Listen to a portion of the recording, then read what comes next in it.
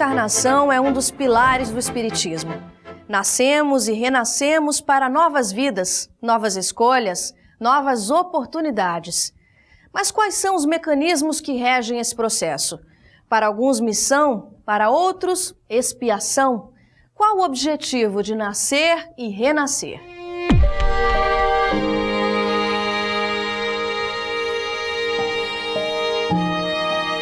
A reencarnação, ela é uma lei da natureza como é a gravidade. Faz parte mais de 2/3 do mundo. São crentes na reencarnação, nas suas diversas variantes filosóficas. Indianos, esquimós, japoneses, um número imenso de criaturas acredita na reencarnação. O Ocidente ficou muito preso a uma visão do cristianismo sem a reencarnação, muito embora Jesus fosse reencarnacionista e fosse explicitamente reencarnacionista. A reencarnação, ela está presente na Bíblia com um outro nome. Ela não fala em reencarnação, porque essa palavra não existia, foi Kardec que a criou. Mas existiam outras palavras equivalentes, sinônimas de reencarnação. E a ressurreição é uma delas. Gerações na Bíblia também têm sentido de reencarnações. Inclusive Jó, capítulo 8, versículo 9, ele fala de gerações passadas e completa dizendo: nós somos de ontem e nada sabemos. Esse ontem aí é de gerações passadas e não um ontem de 24 horas. E eu colocaria aqui uma de Jesus muito marcante, que está lá no capítulo 11 do Evangelho de Mateus, versículo 10 a 14, quando ele, referindo-se a João Batista, ele diz que dentre os filhos de mulher ninguém é maior do que João, mas que João era mais que um mensageiro, mais que um profeta. E como o profeta Malaquias falava que enviaria o profeta Elias antes do grande e temível dia do Senhor, Jesus confirma dizendo que assim como Isaías falava da vinda do Messias, assim como Malaquias falava que Elias vinha preparar o caminho, Jesus disse: dentro dos filhos de mulher ninguém é mais do que João. E se vocês querem compreender, é ele, o Elias, que devia voltar. Então Jesus fecha a questão de Malaquias e de Isaías, provando diretamente que o corpo de João Batista voltou no espírito que já tinha habitado Elias, o espírito de Elias no passado. Então o corpo de Elias foi um, o corpo de João Batista outro, porém o espírito mesmo, segundo Jesus. Daí está uma prova cabal, vamos dizer assim, irrefutável e incondicional da reencarnação na Bíblia. Mas o cristianismo, ele, em função de motivações políticas e sociais, abriu mão da reencarnação no século IV. O Espiritismo traz de uma forma lógica, precisa. Continuamos a nos desenvolver através das várias encarnações. Os problemas de hoje podem e devem ser resolvidos, mas em geral são muito rápidos e à luz da reencarnação se resolve numa forma muito mais tranquila. Para que haja a evolução do espírito, é necessário que ele venha várias vezes ao plano físico, porque esse processo todo de melhoria do espírito, esse progresso que ele necessita alcançar, é realmente concretizado aqui no corpo físico, no plano terreno. Deus nos faz nascer na Terra porque a Terra é uma escola. E o espírito, mesmo criado simples e ignorante, ele necessita de uma evolução. É um projeto parcial de evolução. Dentro da doutrina espírita, nós acreditamos que não se evolui de uma vez só, mas por etapas. E aí estão as reencarnações sucessivas. Como nós não podemos aprender tudo de uma vez, as pessoas reencarnam com um projeto reencarnatório, objetivo, e que inclui alguns itens. Afinal, é para uma existência de 70, 80, 100 anos, não é um projeto de 1 milhão de anos. Então, são questões muito objetivas. Mas a justiça divina, é claro que ela é perfeita. Às vezes as pessoas que estão aqui no campo físico se sentem injustiçadas, creem que estão sofrendo porque há um Deus injusto, um Deus cruel, um Deus que não está nem aí para os problemas humanos. é porque essas pessoas não têm realmente uma compreensão acerca do próprio Criador. Mas o amor divino, ele só se concretiza quando nós entendemos a reencarnação. A reencarnação, ela abre um espaço para que se compreenda a dinâmica existencial que não se justifica no intervalo do berço e do túmulo. Quando se coloca a reencarnação, nós entendemos o porquê existimos e para que existimos. E somos capazes de avaliar o porquê do nosso amor, o porquê da nossa dor, o porquê da nossa simpatia, das nossas antipatias, o porquê de eventos dramáticos que nos alcançam sem que a gente saiba de onde vem, nem por que aconteceram, bem como todas as disparidades que existem no mundo, que vitimam pessoas que ora nascem numa favela, condenadas a situações de miserabilidade social, e outras que nascem num palácio. Pestalozzi, ele diz que educação é o desenvolvimento harmônico de todas as faculdades do indivíduo. Ora, não se faz isso numa existência só. Então nós estamos numa linha evolutiva em busca de educação. Agora, o que é educação?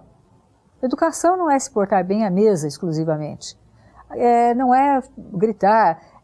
Educar é um processo de afloramento e direcionamento de todas as faculdades que a pessoa traz. Então veja, educação é de dentro para fora. É um processo de autoconhecimento onde a pessoa vai se revelando naquilo que é bonito, que é divino, que é precioso.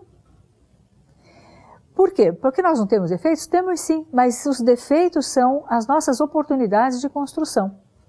Então o processo de educação, como afloramento de potencialidades divinas, é algo absolutamente maravilhoso e fantástico. Então, a nossa finalidade básica neste mundo nós renascemos para isso, é perdoar e amar. Por que nós dizemos perdoar e amar? Porque trazemos, muitas vezes conosco, ações muito negativas do passado. E, em geral, encontramos no nosso relacionamento criaturas com as quais nós temos muita dificuldade. Então, como é que nós vamos conviver? Se nós não nos valermos das lições de Jesus, nós não vamos conseguir perdoar.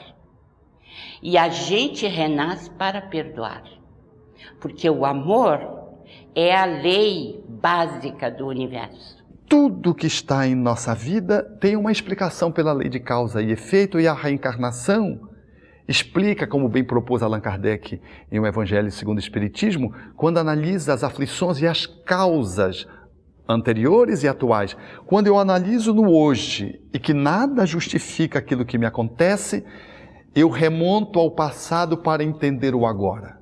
E encontro no passado as motivações, as causas dos transtornos orgânicos, das dificuldades nas interações emocionais, o porquê das aversões gratuitas, porquê do amor de graça. O amor à primeira vista é um amor de alguém que você já amou muitas vistas pela lei da reencarnação. O porquê das tragédias que muitas vezes nos alcançam sem que a gente tenha feito nada nessa vida para experimentá-las. Eu acredito que somente o preconceito científico até hoje tem impedido a aceitação da reencarnação na universidade. Mas eu acho que isso não vai continuar por muito tempo, porque o Dr. Ian Stevenson, por exemplo, deixou um livro, Reincarnation and Biology, e que tem 2.300 e tantas páginas, com várias das pesquisas que ele fez e a argumentação dele, que são sólidas argumentações, né, a respeito da pesquisa que ele fez. Então, nós podemos, é claro, trazer as argumentações, por exemplo, da questão dos gênios, né, a questão da diversidade dos gêmeos também, que é muito grande, e outras mais, mas ao lado disso, nós podemos então sugerir essas leituras para que a gente tenha um diálogo aberto, né, com as pessoas e possa assim elucidar mais essa questão.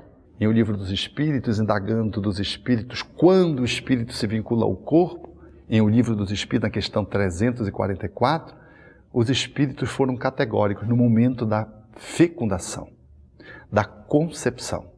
Quando o espermatozoide penetra o óvulo, aí já se estabeleceu uma seleção dentre os 200, 300, 400 milhões de espermatozoides. Magneticamente é selecionado aquele que tem a carga genética, que vai permitir ao espírito modelar o corpo de que ele precisa. E o espírito vai aos poucos se integrando àquela estrutura corpórea que vai sendo modelada a partir do seu corpo espiritual, utilizando as leis da genética e vai modelando, valendo-se da hereditariedade e fazendo modelações às vezes que não tem a ver com os pais, que são as alterações congênitas de que ele precisa em função das suas necessidades reencarnatórias, e modela um corpo. No próximo bloco, os espíritos se atraem mutuamente e definem como desejam reencarnar? Como explicar afinidades, vocações e perturbações?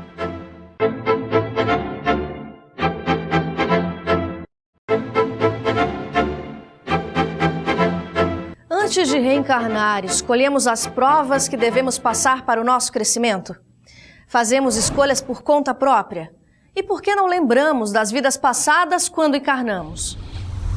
Muitas pessoas alegam que não acreditam na reencarnação devido à questão do esquecimento do passado. Como se eu tive outras vidas, não vou me lembrar dessas vidas. É o que as pessoas alegam, argumentam dessa maneira. Mas vamos pensar um pouquinho. Se nós, na vida atual, cometemos às vezes, na juventude, ou mesmo na fase adulta, alguma ação, alguma conduta que depois consideramos prejudicial, nos arrependemos daquela conduta, as pessoas às vezes dizem, eu jamais quero me lembrar daquilo que eu fiz, de uma situação que eu cometi e prejudiquei uma pessoa, ou me prejudiquei.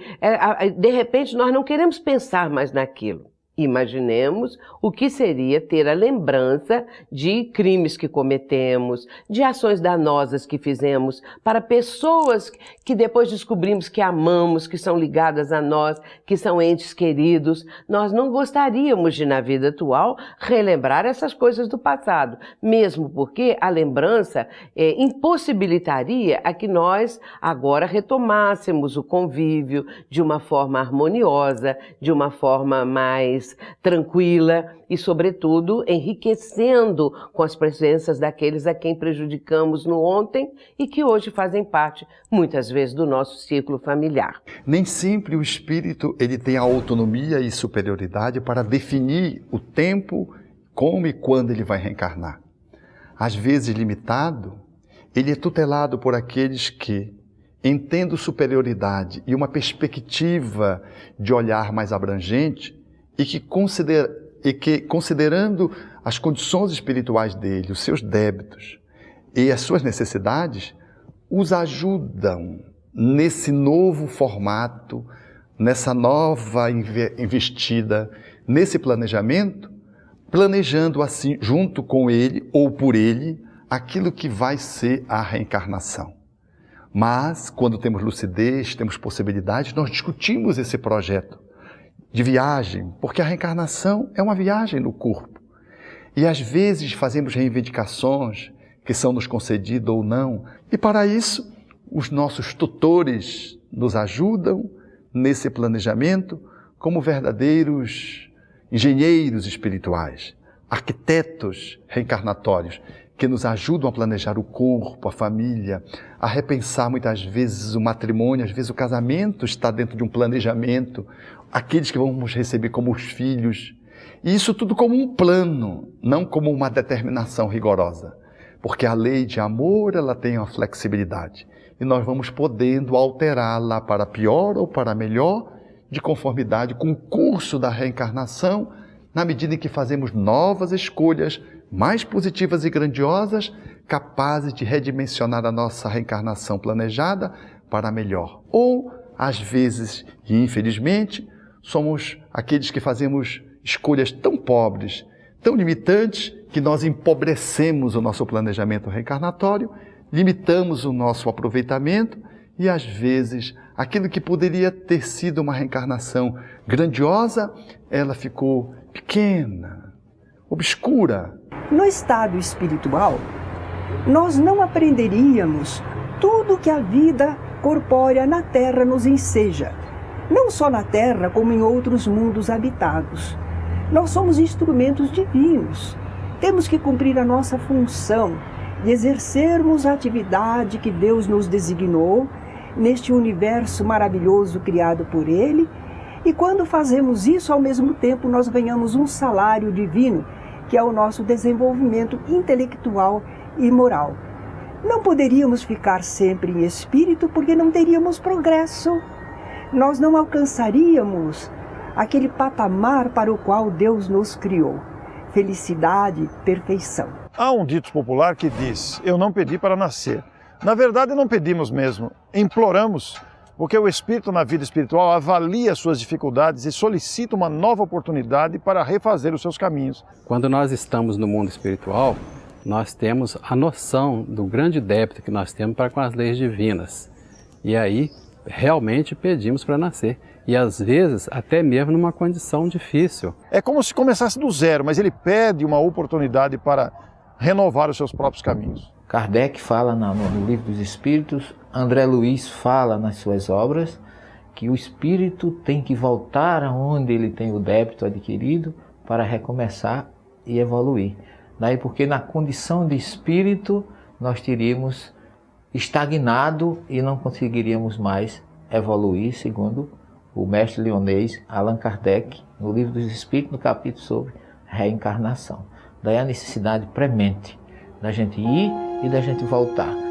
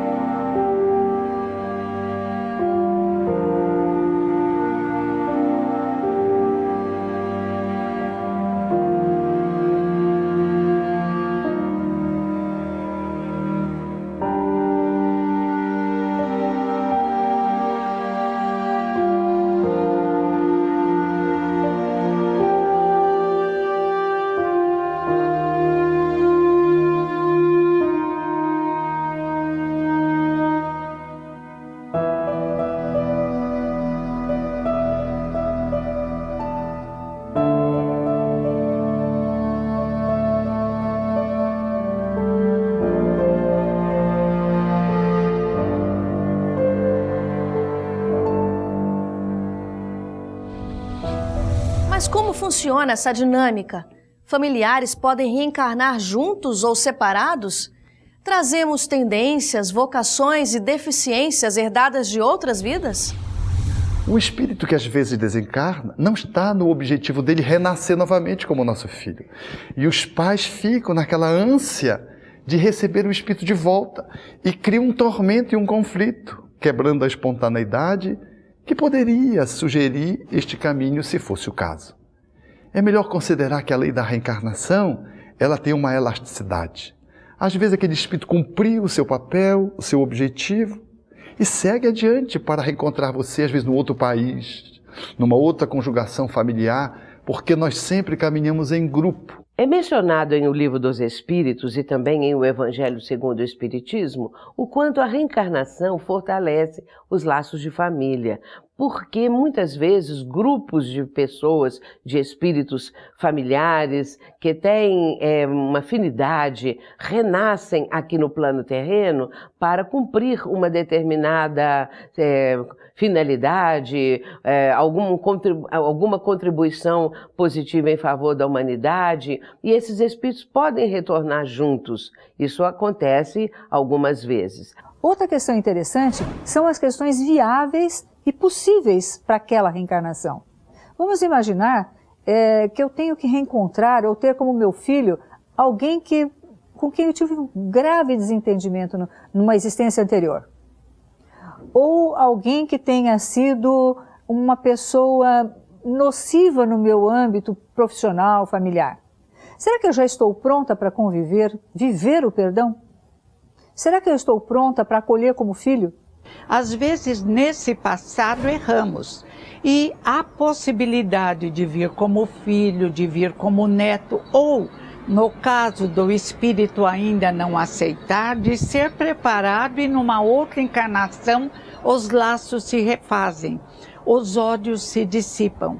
O belíssimo fato da reencarnação é isso. Não existe remédio sem cura. Como explicar para um pai que o seu filho nasce com hidrocefalia e o do vizinho nasceu normal?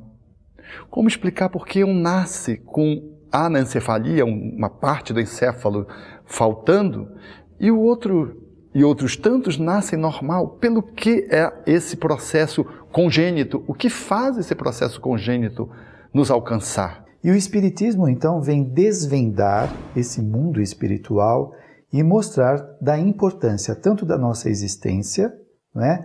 Que nós estamos desenvolvendo os nossos potenciais, como a vida extrafísica é a verdadeira vida. A nossa vida atual é um meio, não é um fim em si mesmo. Nós somos espíritos, filhos do Pai do Céu, portanto nós todos somos irmãos e com isso nós fazemos parte da grande família universal. Pode parecer assim uma coisa tão difícil de ser concretizada, tão longínqua, entretanto não é assim. Nós sempre estamos fazendo com que esses laços que são universais possam se enlastecer, possam progredir cada vez mais, porque no ir e vir das reencarnações nós vamos formando outros núcleos familiares, nós vamos aprendendo a amar outros espíritos que vão chegando, e esse amor pode ser até mais intenso do que aqueles que nós tínhamos em outra vivência. E assim vamos nessa jornada evolutiva que não cessa jamais, fortalecendo sempre os laços de família universal. É preciso compreender a reencarnação, senão teremos muita dificuldade de conciliar a visão de que Deus é bom e compreender a sua misericórdia, a sua providência e a sua perfeição. A seguir, como a reencarnação pode ser uma oportunidade de crescimento, como superar traumas e questões de vidas passadas com a ajuda da doutrina espírita.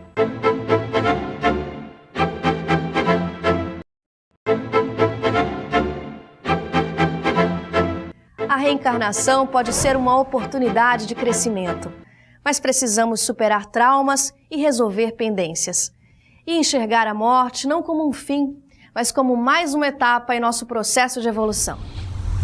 O Espiritismo é uma doutrina reencarnacionista que, numa admirável síntese filosófica, se expressa no nascer, morrer, renascer e progredir sempre, tal é a lei. Deus nos faz reencarnar na Terra porque é o lugar melhor para o nosso desenvolvimento intelectual e moral. Nós precisamos das experiências na Terra, onde nós somos um instrumento da sabedoria divina, agindo neste planeta, sobre a Terra, a natureza, e ao mesmo tempo retirando para nós esse desenvolvimento espiritual. Nesses processos reencarnatórios, aquilo que o espírito não consegue realizar numa das suas reencarnações, ele terá oportunidades para conseguir alcançar isto nas vidas subsequentes, naquelas que virão. E é interessante entender também que cada espírito vai ter experiências diversas em sucessivas vivências, nas suas várias vidas, e para que ele possa, então, desenvolver o conjunto das aptidões que ele apresenta. Com o objetivo de aprendizado. Numa reencarnação expiatória, quando eu revejo um assunto, um conteúdo mal aprendido. Numa reencarnação provacional, quando eu aproveito experiências e vou crescendo e vou aprendendo, ou numa reencarnação missionária, quando eu venho para ajudar um filho, para ajudar uma comunidade, para ajudar um grupo de pessoas, para ajudar a ciência, para ajudar a literatura, trazendo uma grande contribuição com o meu saber já posto e reencarno, trazendo uma genialidade para uma determinada área e contribuo socialmente com a humanidade pela lei da reencarnação, trazendo esse conteúdo que já estava sabido dentro de mim mesmo. É claro que se ele semeou dificuldades, crimes, maldades, ele vai colher o que ele plantou. Se ele semeou bondade, amor, fraternidade, ele também vai colher aquilo que faz jus, aquilo que é justo. Portanto, a justiça divina vai dar a cada um de nós essas oportunidades todas. E vamos aos poucos amealhando conhecimentos nas várias áreas do conhecimento humano. E isso é para todos, não apenas para alguns, privilegiados ou não. É a lei do aprendizado. Então, nós passamos por algumas experiências aqui na Terra, que são as provas e expiações, que têm a finalidade de o indivíduo resgatar e de melhorar a sua personalidade. Só que nós confundimos a nossa vida como um fim em si mesmo. Parece que a vida se encerra no sofrimento, nas perdas, na finitude, na pobreza, na beleza, na feiura, tudo isso. Não, isto são provas. São meios que vão levar o espírito a desenvolver os seus potenciais latentes. Então, a proximidade da morte física, ela traz uma excelente oportunidade de espiritualização do ser. Seria interessante não apenas falar dessa outra vida que se estende além desta aqui, mas igualmente da oportunidade de renovação, né, que muitas vezes a gente tem através da reencarnação. E daí para frente, caminhando cada vez mais, o espírito vai apoiado em tudo que ele já vivenciou, que ele conquistou, dando cada vez mais saltos qualitativos na sua jornada evolutiva. E principalmente quando a gente está se aproximando dessa fase terminal, é preciso que a gente tenha muita paciência, né? E que a gente tenha fé em Deus para suportar tudo aquilo que tem de passar no final da existência terrena. Agora, com 71 anos, ao ver o desgaste do corpo físico, se eu não tivesse certeza da minha reencarnação, eu ficaria muito aborrecida. Simone de Beauvoir, que não acreditava em nada, ela diz: viver para quê? Amigos, música, para quê? Se morre, tudo se desfaz. Abençoada a hora em que a reencarnação surge como um sol em nossas vidas. Continuarei amanhã, num novo corpo com novas possibilidades, até chegar ao aprimoramento pleno. No nosso site, todos os programas anteriores estão disponíveis para você ver ou rever. Acesse também a nossa página no Facebook e fique por dentro das novidades. Nos vemos no próximo Transição.